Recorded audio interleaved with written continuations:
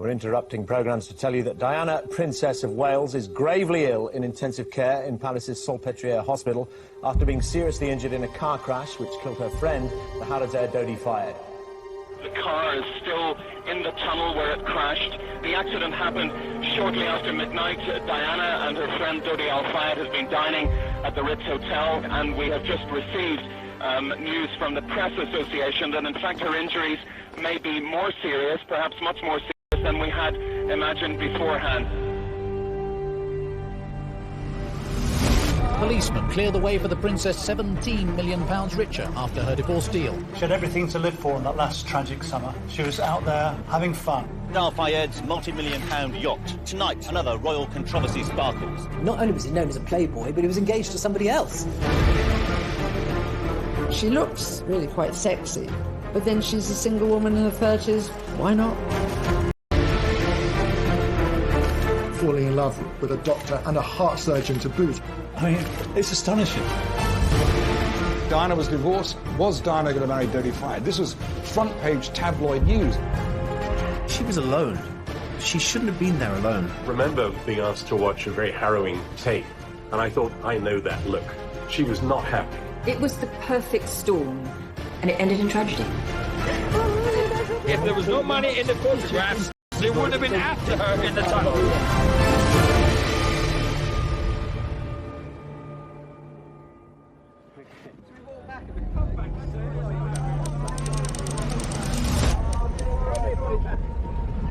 In your own time, gracefully. Right. No, there isn't going to be an announcement. There is a statement which is being faxed to the Press Association, but it's not going to be read out. Hold them out. Almost exactly a year to the day before her death, Diana, Princess of Wales, finalises her divorce with Prince Charles. Come right out. Come right. Policemen clear the way for the princess this evening as she leaves a London hotel. Grim-faced, but £17 million richer after her divorce deal, ITN has learned authoritatively. A lot of water had gone under the bridge between Charles and Diana. All the unhappiness, all the War of the Waleses, all the book writing and the television interviews and things, all of that was over. Diana never wanted a divorce. She told me that when we were together at the palace, and she was saying, it's not what I'm looking for at all. And after that, I think she began to put her life together again. She looked fit, she looked great, she was an international celebrity on the world stage. Let me put it this way, I thought she was a kind of a cross between but she had the compassion of a nun. She became an absolute global superstar. She even had folk like a certain Donald Trump trying to date her. Diana's divorce settlement allows her to remain in Kensington Palace. She maintains an office, but no longer has access to a full team of royal staff. Diana was downsizing. She was still living in apartments 8 and 9 at Kensington Palace, but now she had to pay for her own staff. Suddenly, people started to disappear. And in the end, there were very few people left. There was me, the chef, and a part-time dresser. And that was it. She jettisoned her bodyguards, which was not a good idea, actually, her protection officers. And she said, I went downstairs to get in the car the other day and there was no petrol in it. And I'd quite forgotten you got to fill your car up with petrol. So she was learning a new way of existing. I think any woman who finds herself divorced at that stage of her life, mid-30s, you know, you've got to learn to stand on your 2 feet. Diana firmly believed that something special would happen, that a role would be given to her, that she could continue in a new life and represent her country. That was important to her. Diana's search for a new role comes at a time when Britain is also seeking a new future. Labour Party, 20,000. A victorious Labour Prime Minister at the gates of Downing Street and a piece of political history. This was simply unprecedented. New Labour, under Tony Blair, win the general election. Our big message was modernisation.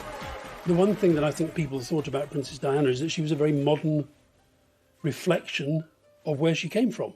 And I think what she knew was that she had this ability to cut through. I think she was interested in a very kind of loose, informal way, her role as a kind of ambassador for Britain. And I remember at one point, I think I wrote this in my diary, that Tony couldn't decide whether to flirt or be a statesman. Now, always a crowd puller of exceptional power, she seeks some sort of ambassadorial role linked to charitable concerns. Diana may have a long-term game plan, but this doesn't stop her getting to work on causes closest to her heart. One of the chosen few charities is the English National Ballet. When the Princess attends its annual gala, the world gets its first glimpse of the new single Diana. As a young girl, she'd wanted to be a ballet dancer, but had grown too tall. And so this was a rather special event. She turns up, she watches it. It's full of, you know, well-known people in the ballet world. But she loved it because it was something she wanted to do. And she looked, why not? She wanted to break away in part from her old life, find new challenges, you know, and make a change, turn the page, if you like. But the new Diana is more than a philanthropic force. From ballet to battlefields. 9 days after the London Gala, she brings landmines to international attention.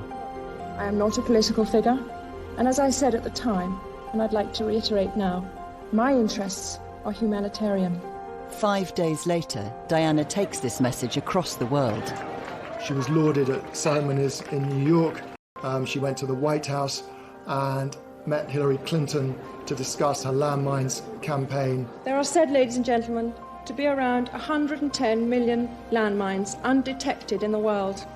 And all the time you felt she was sort of shedding her past in order to prepare for her future. She was a great ambassador for Britain. People loved her, they flocked to her, and she took the brand of the British monarchy and of Britain itself across the world. Even living saints need the princess. Mother Teresa, who was terminally ill by this time, invites Diana to her missionary of charity convent in the Bronx. Even when the royals abandoned her, she was still probably our #1 ambassador. She was a woman who had everything. She had beauty, she had money, she had power, she had influence. Anybody in the world she wanted to meet, they wanted to meet her, Mother Teresa, whoever it was. This 8-day trip to the States sees Diana operating on her own, without royal security, casting off the symbols of her old life. This unprecedented. There had never been a sale quite like it, and no one had dared speculate how much this American audience would spend. I think once the trappings of royalty, including her own title, HRH, were taken away from her, she felt maybe that she should get rid of a whole lot of other things in her life. And so suddenly we that she was going to auction all these fantastic gowns that she'd been given over the years. She says, come on down to the wardrobe room with me. And she had a room as big as most people's sitting rooms, covered with wardrobes all the way around. And all her clothes were in colour coordination from white right the way around the room to black. So she flung open all the doors and picked out one dress one by one and told me the story behind it and said, oh, this is the one I wore at the White House. Do you remember me dancing with John Travolta? Put that on the rail. Oh, and this one, this is an old friend. Do you remember when Charles danced with me? Oh, I do remember this one. That can go as well. Until the whole wardrobe was empty. The new Diana takes a huge gamble. At 70,000, 75,000. From the very first lot, it was clear there were some big checkbooks in the room. Lot 2, the dress the princess wore the night her husband admitted his adultery, went for almost as much. $65,000. For you, sir. I went to the auction in New York, I think it was, and it was fantastic to see the figures that these dresses fetch. You know, thousands and tens of thousands of pounds. But the best was to be the dress in which she met the Reagans and then danced with John Travolta. 200,000 last time. £120,000 for a single dress. And I think it was more than just raising money for charity. It was a clearing out of her old life and a thought of how things were going to be different in the future. Many buyers were far from sure what they'd do with them. We're going to frame it, put it on loan to museums. Oh no, she's going to let me wear it. She's going to let me wear it. We have no idea what we're going to do with it yet, but we'll think of something. Whatever their reasons, they contributed enormous sums to AIDS and cancer charities, sums that can't fail to have pleased the princess herself. After raising more than £3.5 million for charity, Diana appears happier than ever. But behind the scenes, there's real turmoil. A 2-year secret affair is collapsing, and her life is about to spiral out of control.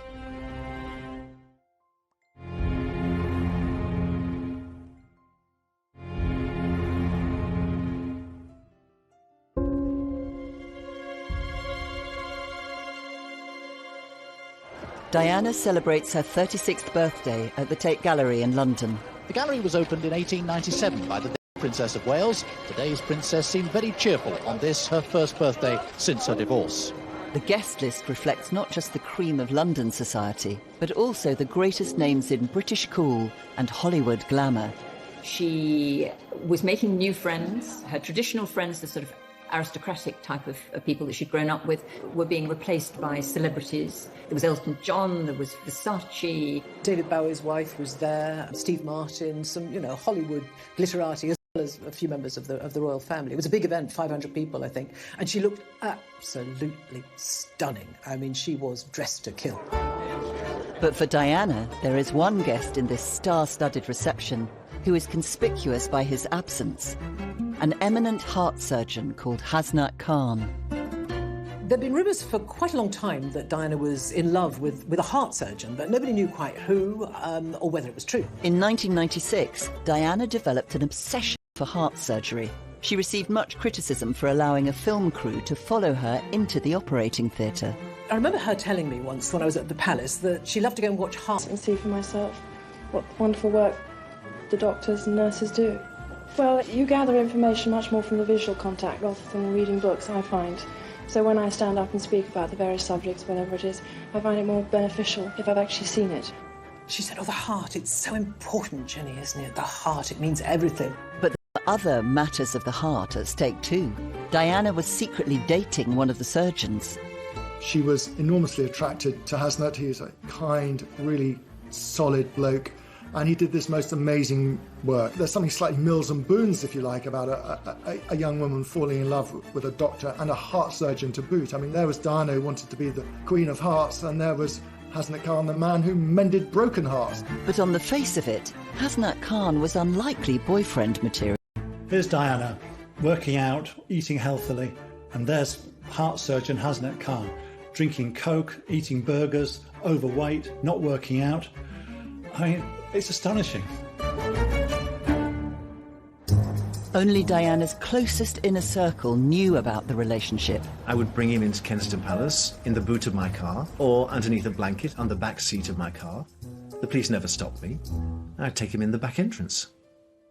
It was a bit of an adventure. She put on wigs, dressed up, and they went to jazz clubs in Soho. She loved that kind of subterfuge, and the fact that the mass media, the paparazzi, knew nothing about it. That was all part of the delicious charm of Hasnat Khan. So from there on, their romance blossomed, and she met him on dates outside of the palace too. Hasnat Khan, he just had no pretensions. He wasn't interested in fame or what. He couldn't give a damn that she was a princess. He just liked her, and I think she found that absolutely endearing. But however clandestine, a love affair between the Princess of Wales and a Pakistani heart surgeon could never remain secret forever. Sir James Goldsmith lent his Boeing 757 to daughter Jemima and the Princess of Wales to fly them direct to Lahore. On a tour of Pakistan 6 weeks before her birthday, Diana took time out to secretly meet her lover's parents at their family home. The media pounced. Princess of Wales was giving nothing away about her secret overnight meeting. She slipped out to meet the mother and father and other relatives of close friend Dr. Hasnat Khan. But despite reports of romance, the father of the London-based heart specialist said the princess was a good friend, not a girlfriend of his son. But just the confirmation of a close friendship caused huge consternation in Fleet Street. The idea that the Princess of Wales, as was going to marry a doctor from Pakistan and perhaps go and live with him in Pakistan. This was just not what we were expecting. She'd had long conversations with Jemima, was wondering if it was something she could do. But the press attention had rocked the foundations of the 2-year-old romance.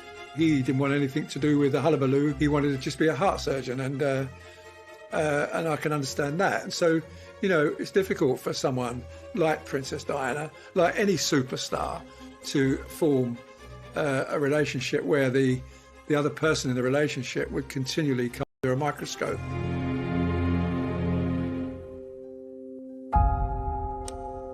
Reportedly a week after the celebrity birthday bash, Diana and Khan have a row at a secret Hyde Park meeting. She once again faces rejection by a love of her life. She told me, no one will want me, no one will want the baggage I come with. And in the end, she was right, because he felt he didn't want to live in that kind of goldfish bowl with that kind of limelight. His world was so utterly different from Diana's, and it was very hard to see how he could be her plus one and she could be the wife of a hospital doctor. With her relationship on the rocks, Diana's summer is about to spiral out of control. Just 2 days later, she finds herself tackling another major dilemma in her personal life. Diana's big problem after the separation from Prince Charles was what to do with the boys during the summer. Where to take them, what to do. Since the princess gave up her royal protection officers, options are limited. She needs a location that provides both privacy and security. Help comes from an unexpected quarter. Mohammed Al Fayed was a fixture for the royal family. His stall, Harrods, was patronised by members of the royal family in their circle. He was very friendly with the royal family at that time and even used to sponsor their events. Mohammed Al Fayed said, look, you love the south of France, you'll love the heat, you'll be on a boat, you'll be well away from everybody. And she thought, why not? So when Diana asked the Queen if she could take William and Harry down to the south of France, then it was just simply waved through. Diana and her boys take the Harrods private jet to Al Fayed's villa in Saint-Tropez. But the press are onto them and start to question her choice of host. Mohammed Al Fayed's multi-million-pound yacht, moored here on the French Riviera, resort to the very rich, where tonight another royal controversy sparkles. The photograph, which has incensed some MPs. Diana, Princess of Wales, arm in arm with the Harrods boss on board his yacht. The Saint-Tropez villa of Diana's friend Mohammed Al Fayed. In full view of waiting press and TV cameras, the princess went to the beach beside it today. She seemed unconcerned by all the attention. The press are having a long lens field day. They were swimming a lot together, they were on the jet skis, they were going off on the yacht somewhere for the day. They had a fun time. I mean, it was the of it. But Diana becomes increasingly irritated by the press intrusion and starts to cryptically toy with reporters. Seeking out British journalists on a boat they'd hired, she was widely reported as telling them, "You are going to get a big surprise with the next thing I do. My sons are always urging me to live abroad. Maybe that's what I should do." The irony is that William has since remarked that that time in the south of France was the worst week's holiday of his life. With the holiday threatening to sour, Al Fayed, keen to keep the good times rolling, makes a call to his eldest son, Dodi. Dodi's down the coast with his fiancée.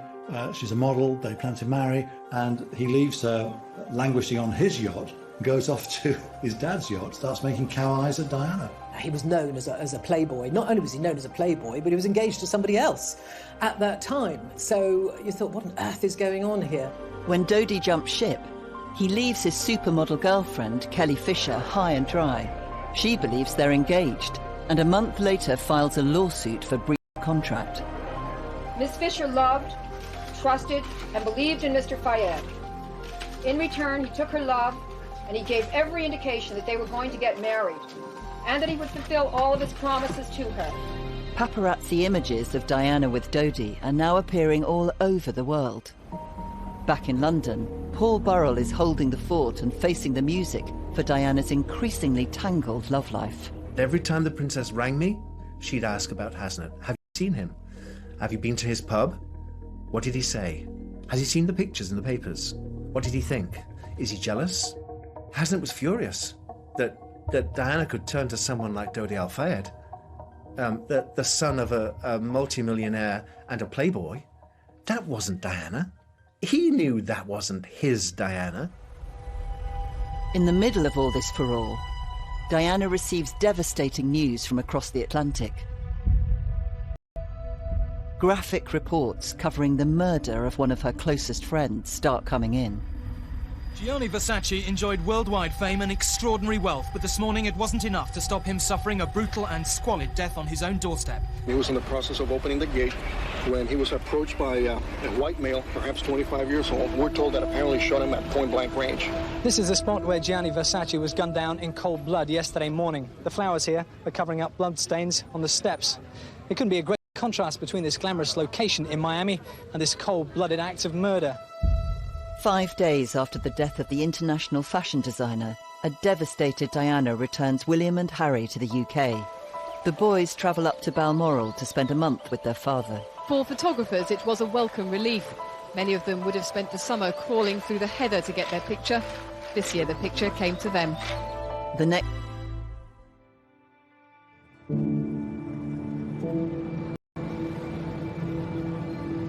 Throughout the city, people came together to pay a last tribute to one of the world's best fashion designers. The Princess of Wales, a Versace devotee, said she was devastated by his death.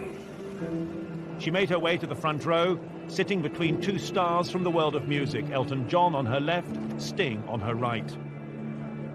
It deeply moved her. This was only months before she'd die herself. And here she was, sat at Gianni's funeral. She couldn't comprehend it. Death seemed to haunt her towards the end of her life. She was so consumed by thinking it might happen to her. The next time many of Diana's celebrity friends will be together would be at her own funeral.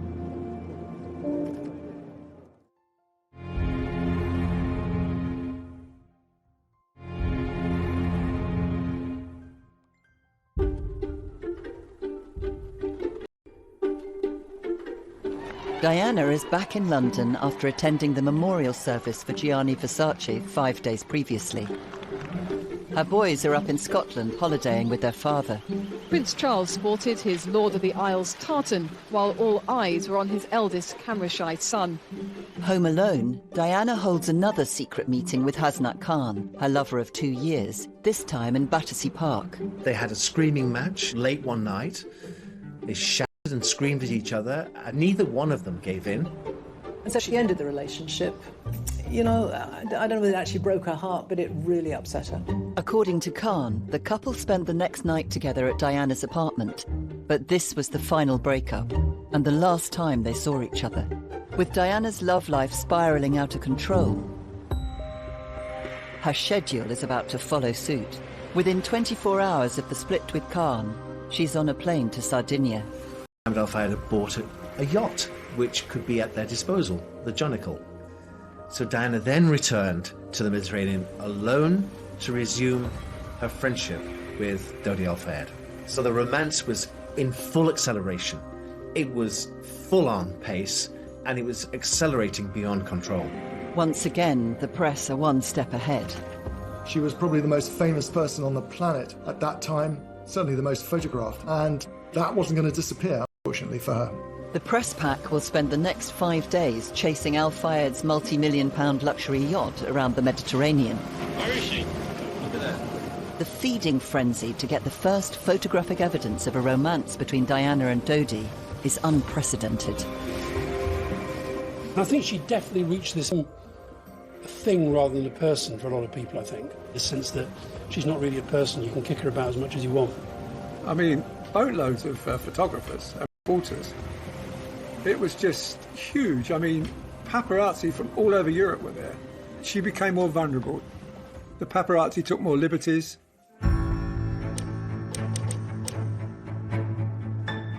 It takes less than a day for the paparazzi to start striking tabloid gold. Today, though, more pictures appeared of her on holiday with the millionaire Dodi Fayed. 3 British newspapers have paid £500,000 for them. Diana and Dodi are captured in a compromising clutch that becomes the iconic image of their summer romance. They have the full run of the boat, as Mohammed Al Fayed has returned to London. Dodi Al Fayed himself hasn't been seen today, but his father was watching Fulham, his latest acquisition, in action. He seemed relaxed about the pictures. All right, it's all right, he's in movie business, you know, that's all right, it doesn't bother him. After the chaos of the cruise, Diana and Dodi return briefly to London, with the press even hotter on their heels. Tabloid photographers have laid siege to the Park Lane home of Dodi Fayed. Late last night, the arrival of a car similar to that owned by the Princess of Wales led to reports that the two were sharing an intimate meal. Frustratingly for the photographers, there was no opportunity to see the diners, although their own activities were constantly monitored by security cameras which protect this exclusive part of Mayfair. The very next day, Diana left Dodi and flew to Bosnia. This would be no holiday. Along the runway that was once no man's land, past the trenches which saw such bitter fighting, Diana, Princess of Wales, arrived in Sarajevo. She left behind the morning's headlines to take her first steps in the capital, which encapsulates the death, horror and tragedy of civil war. Diana's extraordinarily courageous, doing what royals are not supposed to do, which was to get engaged in political issues. And clearly landmines was a political issue, and she should have been doing something about clearing them up. And she said so, and actually influenced politics as a result. Her trip to Bosnia was really important to Diana. It was part of her humanitarian mission. But it was overshadowed by her romance with Dodi. The mass media were just speculating, will they marry? The princess may also have been apprehensive that the large media pack following her were more interested in matters elsewhere than in the plight of Bosnians. Some came too close. Please don't, she asked. After the frustrations of Bosnia, Diana's whirlwind summer gathers even more pace. She briefly hooks up with Dodi in the UK, then 5 days later jets off for a week-long Greek island cruise with girlfriend Rose from Greece. She's pictured having lunch with William in Kensington. It proves to be the last time they see each other.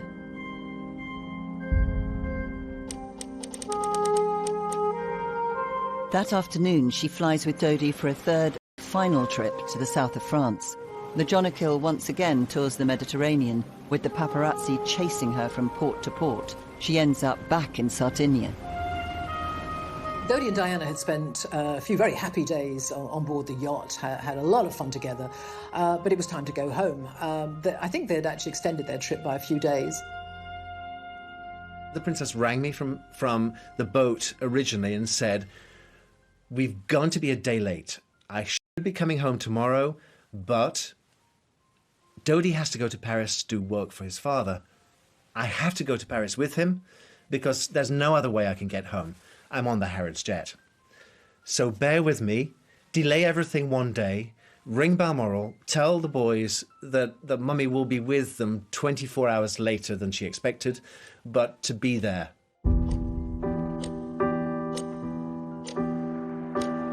Dodi and Diana leave Sardinia in the Al Fayed family's private jet. They went via Paris because his father, Mohammed Al Fayed, owned the Ritz in Paris. I think it had recently refurbished. He quite wanted to show that off. At the 2008 inquest into Diana's death, grainy CCTV images taken near the Ritz that afternoon capture paparazzi on motorbikes lying in wait. There's a kind of hysteria that overcomes the mass media every so often. And just imagine you're Diana sitting in a limousine and the paparazzi are all around you on the road into Paris, and some stupid scooter drivers are trying to take pictures of you. And during that madcap drive into Paris, she told Dodi, somebody will get killed. After a whistle-stop tour around the sights of Paris, Diana and Dodi arrive at the Ritz. More photographers are gathering outside. In this CCTV footage, much of which has never been seen before, they're shown entering the Ritz Hotel, crossing the lobby. They go into the lift. Diana is smiling, wearing sunglasses pushed back on her head and a cream trouser suit. They certainly seem relaxed in each other's company. Diana spends the afternoon and early evening largely holed up in the Imperial Suite. At 9:30, an attempt to go out to dinner is aborted when they're mobbed by paparazzi. Dodi loses his temper. When they return, their car is surrounded by photographers, and the couple have to be protected by their bodyguards as they re-enter the Ritz. Dodi's security for the princess, who was an international world figure and a member of our royal family. Diana looks furious as she comes in, and the jury heard there's evidence that Dodi was angry about the chaotic scenes and that he allegedly came up with the plan to try and outwit the paparazzi. She didn't have any security of her own, so she had to rely on his professionalism, thinking that he would be, not realizing that he wasn't. If you can have a relationship and build up a trust with your security team, then there's a chance it will work. If it breaks down, if the chemistry disappears, then it's very, very difficult. It probably wasn't the best, and they were unable to give her the privacy that she actually looked for. The roll of the dice in the last few hours of the princess's life was just so unfortunate. Everything worked against her. Nothing was in her favour. She was in the wrong place at the wrong time with the wrong man.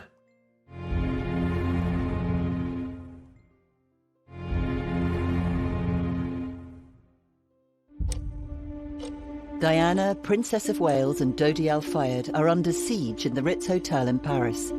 Over the last weeks, days and hours, their every move chased by paparazzi. The 2008 inquest into Diana's death used CCTV to meticulously piece together a precise timeline of their final minutes. Hundreds of photographers are now gathering outside. Diana is totally reliant upon Dodi and his security team. So he phones his father and says, should we stay at the Ritz or go back to the apartment? And his father made that fateful decision, go back to the apartment. I don't quite understand why, once they were cornered, why they didn't just stay there. Mohammed Al Fayed, Dodi's father, decided that he should send a decoy car away from the front door to draw the press away, and sent Dodi and Diana out of the back door of the Ritz. But suspecting the ruse, some of the press head to the rear exit of the hotel.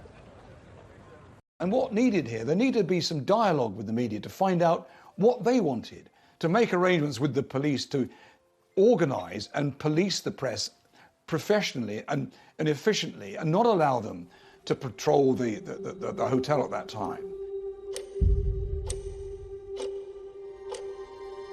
I remember being asked to watch a very harrowing tape, one of the last tapes from the security cameras at the hotel in Paris. And I thought, I know that look. She was not happy.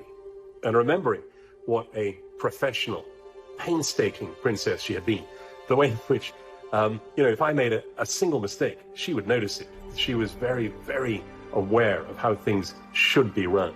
You could tell from her expression, even in those last shots, she was unhappy. There was something not right. She knew when things weren't running properly. And I have a horrid feeling that she was already feeling unsafe. It was kind of like a pell-mell evening with no rhyme or reason. Dodi is out of control in terms of he doesn't know what to do, and that leads to them slipping out the back door of the Ritz and then getting into a high-powered Mercedes. It was the perfect storm. A lot of things were in play that night, for one reason or another, and it ended in tragedy. These images, exhibited at the Court of Inquiry, are the last known of the princess. They show Diana, Dodi and bodyguard Trevor Rees-Jones. Their driver, Henri Paul, is 3 times over the French drink-drive limit.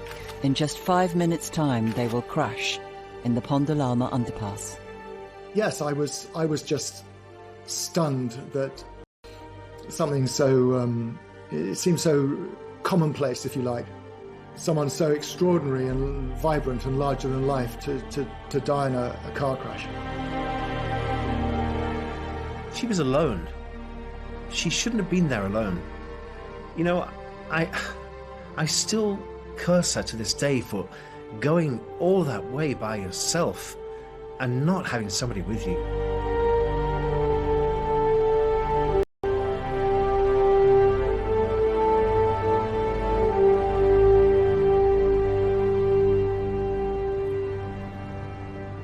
The Mercedes saloon they were travelling in was no more than crumpled metal.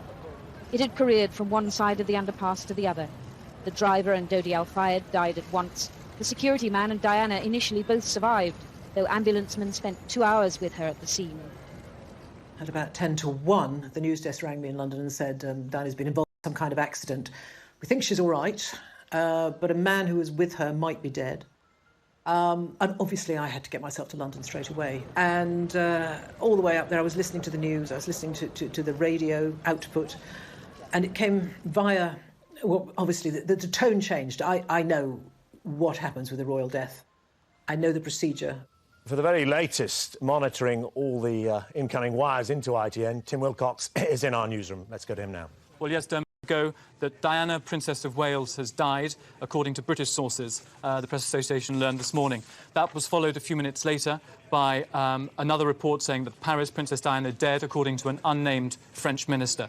That was followed again a couple of minutes later by a doctor, again an unnamed doctor, confirming that Princess Diana was dead. It was a fast-moving story as well. Things were happening, the arrangements for Diana's body to be brought back, who was going to go to Paris. There was a lot to say. As well as Prince Charles, Paul Burrell heads to Paris to bring the princess home. I got to Paris on the first plane the next morning, around about 6 o'clock in the morning. And I was met by the British ambassador, who took me to the hospital. And that was a whole different scene. There were so many people. I didn't know where they all belonged, where they all came from. There were people in gowns, there were policemen, there were people in shadows, and I was just away with it. Barely 3 hours ago, Prince Charles arrived in a cortege at the Pitié-Salpêtrière Hospital in central Paris in the British ambassador's car. He was greeted by President Chirac, flanked by the Presidential Guard, a rare French tribute. A sad Madame Chirac kissed on the hand by the Prince. Prince Charles makes the decision to see Diana's body. And when he came out, he was white. He was white. He was literally... I thought, oh, this is maybe going to be much, much bigger than anybody can imagine. So we got into the cars and we drove into London, and then we were greeted by the most incredible sight of people on footbridges, throwing flowers on opening, and people just getting out on the motorway as the cortege just led its way into London. There was a long queue of people waiting to sign the Book of Condolence. And then I got out of the car and went up to a man. I remember he had a beard and he was middle-aged, and he just looked at me and burst into tears. And I thought, my gosh, this feeling is real. And that was the beginning of the most extraordinary week for me and for the whole country, really. Behind a coffin shrouded in the royal standard and adorned by a spray of her favourite white lilies, drove her two sons, Princes William and Harry, bringing their mother back home. Diana's summer ends in tragedy. A nation unites in grief,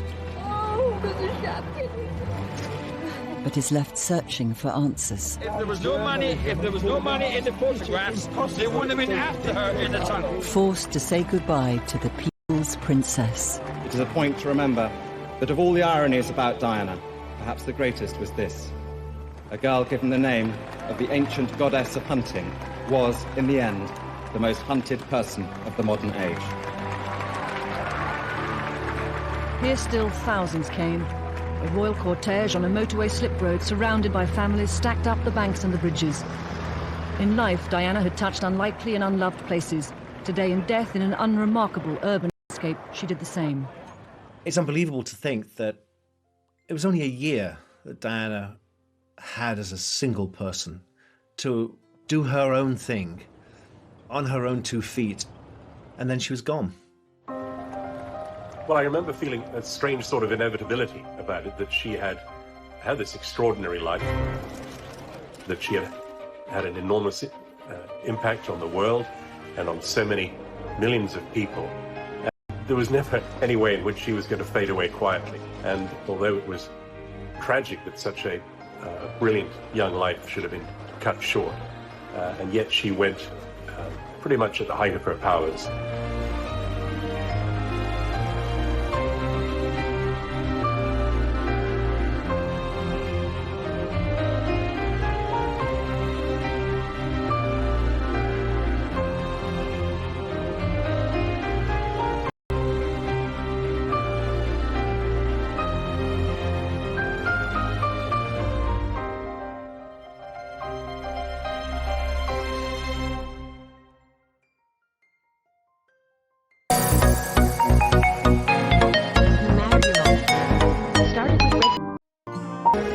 She became an absolute global superstar.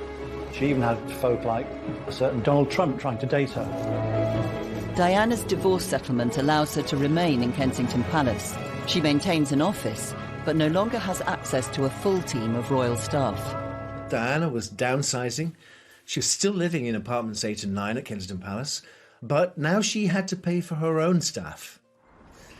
Suddenly, people started to disappear. And in the end, there were very few people left. There was me, the chef, and a part-time dresser.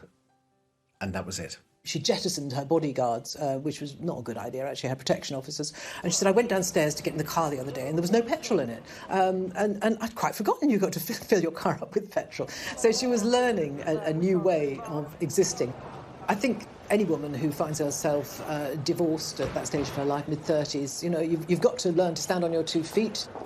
Diana firmly believed that something special would happen, that a role would be given to her that she could